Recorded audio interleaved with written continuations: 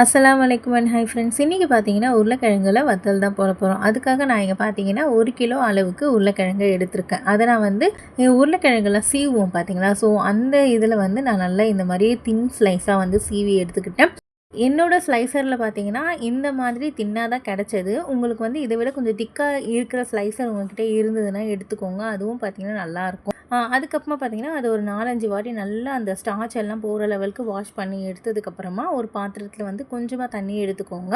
அதில் வந்து கொஞ்சமாக உப்பு போட்டு நல்லா கொதிக்க வச்சுட்டு, கொதிக்கிற தண்ணியில் வந்து நம்ம சீவி வச்சுருக்கிற உருளைக்கிழங்கு எல்லாமே வந்து ஆட் பண்ணிக்கோங்க. இது வந்து கொஞ்சம் வேகணும். உருளைக்கிழங்கு வந்து நீங்கள் ப்ரெஸ் பண்ணி பார்த்தீங்கன்னா நமக்கு வந்து தெரியும் இல்லையா, வெந்த மாதிரி இருக்கும். ஸோ அந்த டைமில் வந்து நம்ம இதை ஃபுல்லாகவே வந்து ஸ்ட்ரெயின் பண்ணி வச்சுக்கலாம். நல்லா அந்த தண்ணி எல்லாமே வந்து ஃபுல்லாகவே வந்து வடிஞ்சிடணும். தண்ணி வந்து எதுவுமே இல்லாத மாதிரி பார்த்துக்கோங்க. அப்போ தான் நம்ம வந்து காய வைக்கும்போது கொஞ்சம் சீக்கிரமாக வந்து காயும்.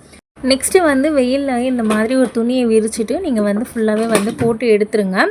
எனக்கு பார்த்தீங்கன்னா இன்றைக்கி வெயில் செம்மையாக இருந்தது. ஸோ அதனாலே என்னால் வந்து ஒன்றுனாலாம் போட முடியலை, கொஞ்சம் மொத்தமாக போடுற மாதிரி தான் இருந்தது. அதனால் பார்த்தீங்கன்னா ஒன்றோட ஒன்று கொஞ்சம் ஒட்டிக்கிச்சு. ஸோ இது வந்து எங்களுக்கு ஒன்றும் பிரச்சனை கிடையாது.